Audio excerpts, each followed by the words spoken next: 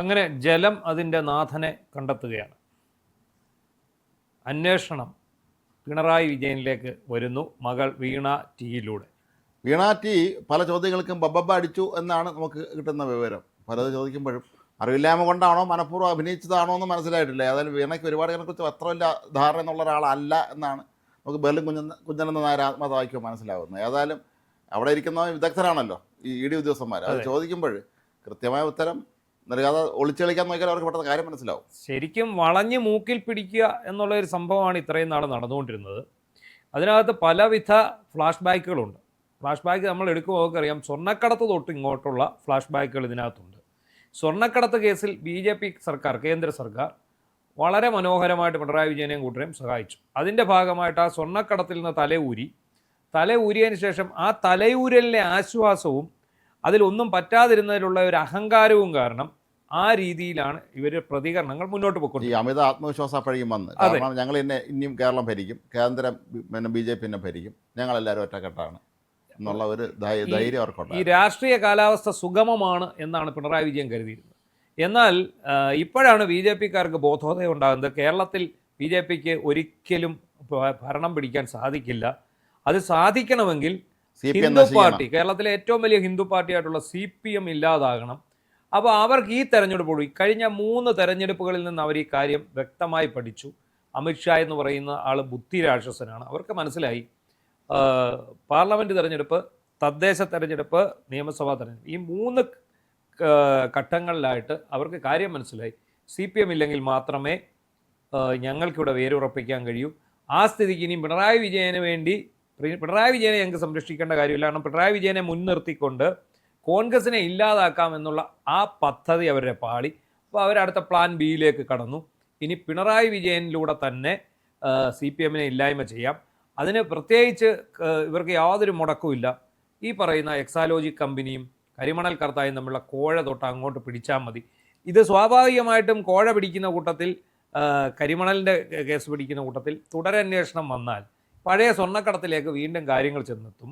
അങ്ങനെ പിണറായി വിജയനെ അടപടലം പൂട്ടും, CPM അടപടലം പ്രതിരോധത്തിലാകും. ആ സമയം നോക്കി BJP വളർന്ന് മുന്നേറാം എന്നുള്ളൊരു കണക്കൂട്ടലിൻ്റെ ഭാഗമായിട്ടാണ് ഇപ്പോൾ ഇത് നടക്കുന്നത്. ഇന്നലെ ED ചോദ്യം ചെയ്യലിൽ ഈ എങ്ങനെയാണ് എക്സാലോജിക്കിൻ്റെ ഇതിൻ്റെ ഓർഡർ കിട്ടിയെന്നുള്ള, കരാർ ലഭിച്ചതെന്നുള്ളത് സംബന്ധിച്ച് കൃത്യമായ ഉത്തരം നൽകാൻ വീണയ്ക്ക് കഴിഞ്ഞിട്ടില്ല. കാരണം അവർക്ക് ഈ നാട്ടിൽ വേറെ ഒരുപാട് എല്ലാവിധ സംവിധാനങ്ങളുള്ള സ്ഥാപനങ്ങളുള്ളപ്പോൾ ഒരു തട്ടിട പോലത്തെ ഒരു സ്ഥാനത്തിനകത്തിരിക്കുന്ന ജീവനക്കാർ പോലില്ലാത്തൊരു സ്ഥാപനത്തിന് ഇത്രയും വലിയ തുക എന്തിനു കൊടുത്തു എന്നുള്ള ചോദ്യത്തിന് ഉത്തരമില്ലായിരുന്നാണ് പറഞ്ഞത്. ഞാൻ ചോദിക്കട്ടെ, സത്യത്തിൽ അതല്ലേ ഇതിനകത്ത് ഈ വിഷയമാണ്?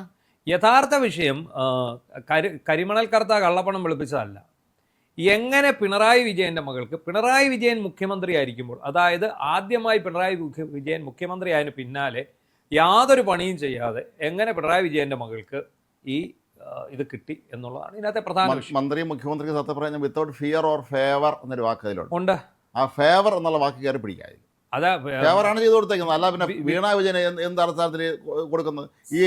ഈ CMR പോലെയുള്ള ശതകോടികൾ കൈവശമുള്ള ഒരു പ്രസ്ഥാനത്തിന് വേറെ ഏതെങ്കിലും അറിയപ്പെടുന്ന കമ്പനിയെ നിയമിക്കാന്നുള്ളത് ഉണ്ടായിരുന്നല്ലോ. സത്യത്തിൽ എന്താണ് സംഭവം? സത്യത്തിൽ അന്വേഷിക്കേണ്ടത് ഇത് തന്നെയാണ്. വീണ വിജയന് എങ്ങനെ കരാർ കിട്ടി? ഒരു തട്ടിക്കൂട്ട് കമ്പനി, ഒരു കമ്പനി തട്ടിക്കൂട്ടിക്കൊണ്ട് ആ കമ്പനിയുടെ പേര് പറഞ്ഞ് എഴുത്തുകുത്തുകൾ നടത്തി. എന്നാൽ ആവശ്യം വേണ്ട എഴുത്തുകുത്തുകൾ നടത്തിയിട്ടുമില്ല. എഴുത്തുകുത്തുകൾ നടത്തി ആ കമ്പനിയിലേക്ക് ഒരു സുപ്രഭാതത്തിൽ മാസം 8 ലക്ഷം രൂപ വീതം അയക്കുകയാണ്.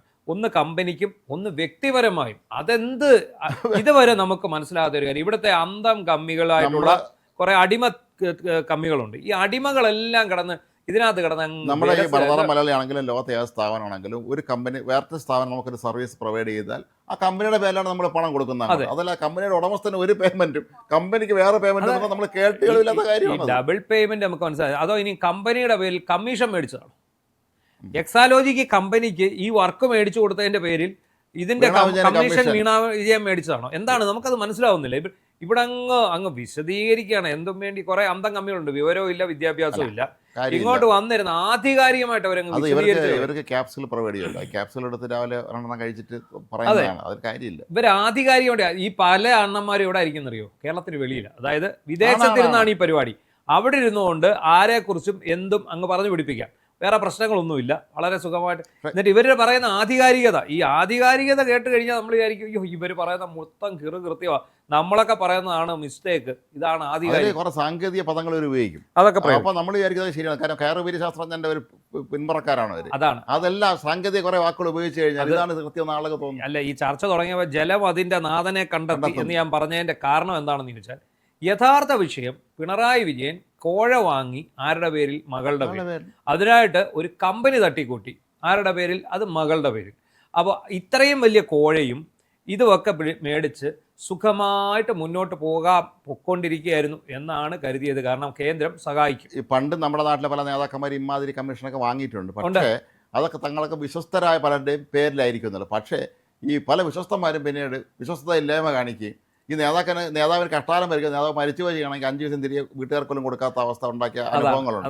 അപ്പോൾ അതുകൊണ്ട് എന്തായാലും പ്രായമൊക്കെ ആരോഗ്യ പ്രശ്നങ്ങളൊക്കെ ഉണ്ട്. എന്നാൽ പിന്നെ മോളവേല തന്നെ ഇരുന്നോട്ടെ എന്ന് വിചാരിച്ചു. കാരണം കൂടെ നിൽക്കുന്ന ആരെയും വിശ്വാസമില്ല എന്നുള്ളത് ഈ ഇത്ര ഏകാധിപതികളുടെ ഏറ്റവും വലിയ പ്രശ്നം, കൂടെ നിൽക്കുന്നതിന് വിശ്വസിക്കില്ല എന്നുള്ളതാണ്. അപ്പോൾ ഇപ്പോൾ എന്തായാലും ഒരു കാര്യം വ്യക്തമായി കഴിഞ്ഞു, യഥാർത്ഥത്തിൽ അന്വേഷിക്കേണ്ട സംഭവം പിണറായി വിജയൻ കോഴ വാങ്ങി മകളിലൂടെ എന്നുള്ളതായിരുന്നു. അത് അന്വേഷിക്കേണ്ടതിന് പകരം മകളുടെ ഇടപാടുകൾ അന്വേഷിച്ചു. അതായത് നമ്മൾ ഈ മൂക്കിൽ പിടിക്കുക എന്നും വളഞ്ഞു ചുറ്റി മൂക്കിൽ പിടിക്കുക എന്നൊരു പരിപാടിയാണ്. ഇത് വട്ടം ചുറ്റി അവസാനം പിണറായി വിജയനിലേക്ക് തന്നെ എത്തിച്ചേർന്നു, ഒന്നാം പിണറായി സർക്കാരിലേക്ക് എത്തിച്ചു. ആ കാര്യത്തിൽ ഏതാണ്ട് തീർച്ചയായി. ഇനി നമുക്ക് അറിയേണ്ടത് ED അടിക്കാനും വണ്ടി തല്ലി പൊട്ടിക്കാനും ഇപ്പം പിണറായി വിജയനെ ചോദ്യം ചെയ്യും. പിണറായി വിജയൻ താമസിക്കുന്നിടത്ത് റെയ്ഡ് ഉണ്ടാവും. പിണറായി വിജയൻ പലതവണ ഇതുപോലെ ED ഓഫീസിന് മുന്നിൽ കയറി ഇറങ്ങേണ്ടി വരും. നമുക്കറിയാം, ഇവിടെ ഒരു മുഖ്യമന്ത്രി ഒരു കമ്മീഷന് മുന്നിൽ ഒറ്റയ്ക്ക് ചെന്നിരുന്ന് ഇരിക്കുന്ന ഒരു കാഴ്ച, ഒരു ചിത്രം പുറത്ത് വന്നിട്ടുണ്ട്. രാത്രി മുഴുവൻ പാതിരാത്രി 1 മണി 2 മണി അവിടെ ആ മനുഷ്യൻ അവിടെ വളരെ ശാന്തനായും ക്ഷമയോടും കൂടി. പക്ഷെ ആ ശാന്തതയും ക്ഷമയും ഒന്നും പിണറായി വിജയൻ ഉണ്ടാവില്ല. ഇയാളുടെ ധാർഷ്ട്യം വെച്ച് അന്വേഷണ ഉദ്യോഗസ്ഥരെ ചടിക്കടിക്കാൻ ചെല്ലും. ഈ പ്രായവും പക്വതയൊന്നും നോക്കാതെ അവർ പിടിച്ച് അകത്തിടേണ്ട ഒരു അവസ്ഥ വരും. എന്താണെങ്കിലും ഒരു കാര്യം ഉറപ്പാണ്, എന്തൊക്കെയോ എവിടെയൊക്കെയോ ചീഞ്ഞ് നമ്മൾ പൊതുവെ നമ്മുടെ ഈ ചർച്ചകളൊക്കെ നമ്മളെപ്പോഴും പറയാറുണ്ടാകുന്ന ഒരു കാര്യം, 2ാം പിണറായി സർക്കാരിലാണ് ഈ കൊള്ളസംഘം രൂപീകരിക്കപ്പെട്ടത്. 1ാം പിണറായി സർക്കാരിലെ കുഴപ്പമില്ലായിരുന്നാണ്. പക്ഷേ ഇപ്പൊ നമുക്ക് മനസ്സിലാക്കാൻ കഴിയുന്നത് 1ാം പിണറായി സർക്കാർ ഏറ്റവും കൂടുതൽ കൊള്ളയടി നടന്ന 1ാം പിണറായി സർക്കാരിന്റെ കാലത്ത് തന്നെയാണ്. അത് കാരണം അത് മന്ത്രി സഭ മൊത്തത്തിലല്ല, ഇദ്ദേഹം മാത്രമാണ്. കാരണം ബാക്കിയുള്ള മന്ത്രിമാരൊക്കെ മാനമര്യാദയുള്ള. അതാണ് കാര്യം. ആ മന്ത്രിസഭയിലെ ചില അംഗങ്ങൾ മാന്യന്മാരായിരുന്നു എന്നുള്ളത് കൊണ്ട് മൊത്തത്തിലൊരു ഇമേജ് ആ മന്ത്രിസഭ കുഴപ്പമില്ലാത്തതാണെന്ന് വന്നതുകൊണ്ട് മാത്രമാണ്. പക്ഷേ ഇപ്പം അങ്ങനെ അല്ലല്ലോ സംഭവിച്ചിരിക്കുന്നത്. ഇതേ 1ാം പിണറായി സർക്കാരിന്റെ കാലത്താണ് സ്വർണ്ണക്കടത്ത് നടന്നിരിക്കുന്നത്. ഈ എക്സാലോജിക്ക് നിന്ന് കരിമണൽ കടത്തിൽ നിന്ന് കാശ് കടം മേടിച്ചിരിക്കുന്നത്, കടം മേടിച്ചിരിക്കുന്നില്ല, കൈക്കൂലി മേടിച്ചിരിക്കുന്നത്. ഈ അതുപോലെ തന്നെ തട്ടിപ്പിന്റെ വലിയ ഒരു മഞ്ഞുമലയാണിത്. അതിൻ്റെ ഒരറ്റം മാത്രമാണ് വെളി വന്നിരിക്കുന്നത്. അല്ലെ, നമുക്ക് നമ്മുടെ ഒപ്പം നമ്മൾ കള്ളത്തനം കാണിക്കാൻ ഇറങ്ങുമ്പോൾ കൂടെ കുറേ മാന്യന്മാരുണ്ടെങ്കിൽ നമ്മൾ പേടിക്കേണ്ടതില്ല. ആളുകൾ അറിയും എല്ലാവരും അവർ നല്ല ആളാണല്ലോ എന്ന് പറയുമ്പോൾ ഒരുത്തൻ ആ കൂട്ടത്തിൽ ഒരുത്തൻ മനസ്സ് വിചാരിച്ചാൽ മതി, കാശുണ്ടാക്കാം, ഇവരെ കാണിച്ച് പൈസ ഉണ്ടാക്കാം. അപ്പോൾ അന്തം കമ്മികൾ ഒരു വേദനയോടെയും ഞെട്ടലോടെയും തിരിച്ചറിയണം. ഈ ഗൾഫിലൊക്കെയുള്ള അന്തം കമ്മികൾ വലിയ വായിൽ കരയുക എന്നുള്ളതല്ലാതെ വേറെ മാർഗ്ഗമൊന്നും ഇതിനകത്തില്ല. കരഞ്ഞുകൊണ്ടേയിരിക്കുക. കാരണം അവർക്ക് ഇവിടെ വന്ന് വണ്ടി തല്ലി പൊട്ടിക്കാനുള്ള അടുത്ത ആഴ്ച സ്ഥലം വിട്ട് പോകരുത്, ഇവിടെ തന്നെ കാണണമെന്ന് ED ആവശ്യപ്പെട്ടിട്ടുണ്ട് വീണ വിജയന്റെ അടുത്ത്. അതെ, വീണ വിജയനെ ഇപ്പൊ 2 തവണ ചോദ്യം ചെയ്തു, ഇനിയും ചോദ്യം ചെയ്യുന്നുണ്ട്.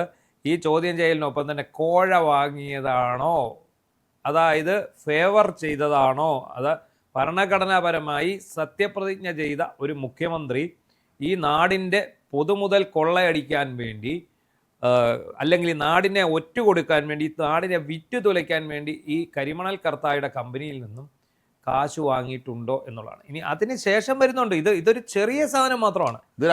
പലവിധ കേസ് കേട്ട് ഇപ്പൊ ഇന്നലത്തെ ഒരു കരിമണലിന്റെ വന്നിട്ടുണ്ട്. ഹൈദരാബാദ് ആസ്ഥാനമായിട്ടുള്ള ഒരു കമ്പനി, അതിനുവേണ്ടി ബ്ലാക്ക് ലിസ്റ്റ് പെട്ട കമ്പനിക്ക് മോണോസൈറ്റ് വേർതിരിക്കാൻ വേണ്ടി ടെൻഡർ കൊടുത്തു. 5000 കോടിയുടെ ടെൻഡറാണ്. അതായത് പിന്നെ കൊല്ലത്താണ് ഇത്. അവിടെ KMML, Kerala minerals and metals, അതിൽ ആണ് നടന്നിരിക്കുന്നത്. അത് പുറത്ത് വരുന്നുണ്ട്. തോട്ടണ്ടി ഇറക്കുമതിയിൽ പ്രതിക്കൂട്ടിൽ വെക്കുന്നവരെ രക്ഷിക്കാൻ വേണ്ടി എത്ര വാങ്ങി എന്നുള്ളത് അത് പിന്നാലെ വരുന്നുണ്ട്. പിന്നീട് പലവിധ ഇവിടുന്ന് വിദേശ രാജ്യങ്ങളിൽ തൊഴിൽ നൽകുന്ന കമ്പനികളടക്കം ഒരുപാട് പേർ, ഒരുപാട് മുതലാളിമാരുമായിട്ട് ഇവർക്കുള്ള ബന്ധം, അങ്ങനെ വഴിവിട്ട് അന്ന് നടത്തിയിട്ടുള്ള നീക്കങ്ങൾ, ഇതെല്ലാം തന്നെ പുറത്തേക്ക് വന്നുകൊണ്ടിരിക്കുന്നു. ഇതൊക്കെ അന്ന് വിളിച്ചു പറഞ്ഞ അത് മറുനാടൻ മലയാളി മാത്രം. അത്രയേ ഉള്ളൂ. ഏതായാലും കാര്യം ചെയ്യാം, വീണ ധരിച്ചിരുന്നാലും 10 മാസ്ക് കൂടെ വാങ്ങിച്ചു വെക്കാൻ നല്ലതാണ്. കാരണം ഇനി പലരും ED ഓഫീസിലേക്ക് വരേണ്ടി ഓരോ ദിവസം ഓരോ മാസ്ക് ഓരോ ദിവസം ഓരോ മാസ്ക് മാറി മാറി. ശ്രീനിവാസൻ പറഞ്ഞില്ല, ഓരോ കൂളിംഗ് ഗ്ലാസ് എന്ന് പറയില്ല, അതുപോലെ ഓരോ നിറത്തിലെ മാസ്ക് ധരിക്കുക, മാറി മാറി മാസ്ക് ധരിച്ചുകൊണ്ട് ഇനി കൊച്ചിയിൽ ED ഓഫീസിൽ കയറി ഇറങ്ങേണ്ടി വരും. അപ്പോൾ എന്താണെങ്കിലും ബാക്കി അന്തം അടിമ സഖാക്കളൊക്കെ റെഡിയായിരിക്കുക. നമുക്ക് ED ആക്രമിക്കേണ്ടതായിട്ടുണ്ട് അല്ലേ? അതെ അതെ, ആയുധ സംഭരണം, ഇഷ്ടിക ശേഖരണം റെഡിയായിട്ടിരിക്കുക. ഈ ഇഷ്ടിക ഇപ്പോൾ ചുടുകട്ടയുടെ ഇപ്പം മഴയായത് കാരണം ചുടുകട്ട ലഭ്യമല്ല, എങ്കിലും തമിഴ്നാട്ടിലൊക്കെ കിട്ടുമെന്ന് ലോഡ് കണക്കിന് ഇറക്കി വയ്ക്കുക. പിണറായി വിജയൻ ഇതാ വരുന്നു എന്ന് പറഞ്ഞ് ഇപ്പോൾ ഉടനെ ED വരും, പിണറായി വിജയനെ ചോദ്യം ചെയ്യും. ആ ചോദ്യം ചെയ്യുന്ന സമയത്ത് നമുക്ക് EDയുടെ വാഹനങ്ങൾ തകർക്കണ്ടേ, ED ഉദ്യോഗസ്ഥരെ അടിക്കണ്ടേ, എല്ലാം ചെയ്യണം. അതുകൊണ്ട് തയ്യാറായിരിക്കുക. നിങ്ങൾ പറഞ്ഞ ഒരു വാക്കുണ്ട്, നമ്മൾ ഒന്നിച്ചങ്ങ് ഇറങ്ങുകയല്ലേ എന്നാണ്. എന്നിട്ട് രണ്ടാമത് നിങ്ങൾ പറഞ്ഞ ഒരു വാക്കുണ്ട്, ഇത് വീണ വ്യക്തിയാണ്, ആ വ്യക്തിക്കെതിരെയുള്ള അന്വേഷണത്തിൽ പാർട്ടിക്ക് കുഴപ്പമില്ല. പക്ഷെ പിണറായിയെ തൊട്ടാ ഞങ്ങൾ കാണിച്ചില്ല. ദാ പിണറായിയെ തൊടാൻ പോകുന്നു, നിങ്ങൾ എന്താന്ന് വെച്ചാൽ മിക്കവാറും മോൾ കൊടുത്ത മൊഴി തന്നെ അച്ഛന് വിനയാവാനുള്ള അത്രയേ ഉള്ളൂ. അപ്പൊ നിങ്ങൾ എന്താന്ന് വെച്ചാൽ പിണറായിയെ തൊടാൻ പോകുന്നു, പിണറായി ഉപ്പ് തിന്നവനെങ്കിൽ പിണറായി വെള്ളം കുടിക്കട്ടെ, നിങ്ങൾ എന്താണെന്ന് വെച്ചാൽ കാണിക്കിനി. ബാക്കി അങ്ങനെ തന്നെ. മാത്രമല്ല അതിനിടയ്ക്ക് ഒരു കാര്യം കൂടെ പറയാം, ഈ കേസുണ്ടല്ലോ നമ്മുടെ EDയുടെ ആക്രമണത്തിലെ ആദ്യത്തെ കേസ്, ആ മജിസ്ട്രേറ്റ് കോടതി നടക്കുന്ന കേസിൽ ED കക്ഷി ചേരാൻ പോകണം. കാരണം ഇപ്പോൾ ഒരുത്തന് ജാമ്യം കിട്ടിയിട്ടുണ്ടല്ലോ, ആ ജാമ്യം റദ്ദാവും. ആ രീതിയിലേക്ക് കാര്യങ്ങൾ മുന്നോട്ട് പോവുകയാണ്. ആ പ്രോസിക്യൂട്ടർക്കെതിരെ നടപടിയും ഉണ്ടാകും. എന്താണെങ്കിലും യഥാർത്ഥ സംഭവം ഇത് തന്നെയായിരുന്നു. പിണറായി വിജയൻ കോഴ വാങ്ങി, അത് മകളുടെ കമ്പനി ഉപയോഗിച്ചു. ആ കാര്യത്തിലേക്ക് നേരെ അന്വേഷണം വരുന്നു. ഈ നാട്ടിലെ മുഴുവൻ ജനങ്ങൾക്കും സന്തോഷമാണ്. ഇതിനിടയ്ക്ക് അഡീഷണൽ ആയിട്ട് ഒരു കാര്യം കൂടെ ഞാൻ പറയാം. ഇന്നലെ മറ്റോ ആണെന്ന് തോന്നുന്നു, മുഹമ്മദ് റിയാസോ മറ്റോ ഒരു പോസ്റ്റ് ഇട്ടിരിക്കുകയാണ്. ഞാൻ ഈ പോസ്റ്റിന് അടിക്കുന്ന കിട്ടും ഒരു ഒറ്റ അനുകൂല പോസ്റ്റില്ല. അതുപോലെ വേറെ എറണാകുളത്തുള്ള ഒരു ടീച്ചറുടെ പോസ്റ്റാണ്. ആ പോസ്റ്റിനടി മുഴുവൻ എൻ്റെ പോലെ എന്തോരം ഇതാണെന്നറിയാമോ? അതിനകത്ത് പറഞ്ഞിരിക്കുന്ന കാര്യങ്ങൾ എന്ന് പറഞ്ഞാൽ ഇവരെ ബാധിക്കുന്ന തരത്തിലുള്ള കാര്യങ്ങളാണ് പറഞ്ഞിരിക്കുന്നത്. അല്ല, ഇത് ഈ കർഷിക ഇത്തരം കുറേ ടീച്ചർമാരൊക്കെ ഉണ്ട്, ഇവർക്കെല്ലാം എന്തെങ്കിലും സ്ഥാനമാനങ്ങൾ കിട്ടുന്ന പാവങ്ങളാണ് ഇവർ. നമ്മുടെ തിരുവനന്തപുരത്തിന് ഭാഷാ ഇൻസ്റ്റിറ്റ്യൂട്ട്, സർവജ്ഞാനാഘോഷം, അങ്ങനെയൊക്കെ അവിടെ എങ്കിലും സാധനം കിട്ടും, അതല്ലെങ്കിൽ എവിടെയെങ്കിലും കമ്മിറ്റി സാധനം കിട്ടും. ഇതിനൊക്കെ ടീച്ചർമാർ. എനിക്ക് തോന്നുന്നു ഇവർക്ക് നേർച്ചയുണ്ടെന്ന് തോന്നുന്നു. രാവിലെ വരിക, ഒരു പോസ്റ്റ് ഇടുക, അതിനടിയിലോട്ട് പൊങ്കാല വാങ്ങിച്ച് കെട്ടുക, ഇത് മാത്രമാണ് ആനന്ദിക്കുന്നവരാണ്. എന്താണെങ്കിലും ശരി, വളരെ സന്തോഷം നൽകുന്ന ഒരു വാർത്തയാണ്. യഥാർത്ഥ വിഷയത്തിലേക്ക് ED എത്തുന്നു. പിണറായി വിജയൻ കോഴ വാങ്ങിയിട്ടുണ്ടെങ്കിൽ അത് തെളിയട്ടെ വരും ദിവസങ്ങളിൽ. ഈ നാട്ടിലെ ജനങ്ങൾ മുഴുവൻ ഒറ്റ മനസ്സോടെ കാത്തിരിക്കുകയാണ്, ഏതാനും അന്തം കമ്മികൾ ഒഴിച്ച്.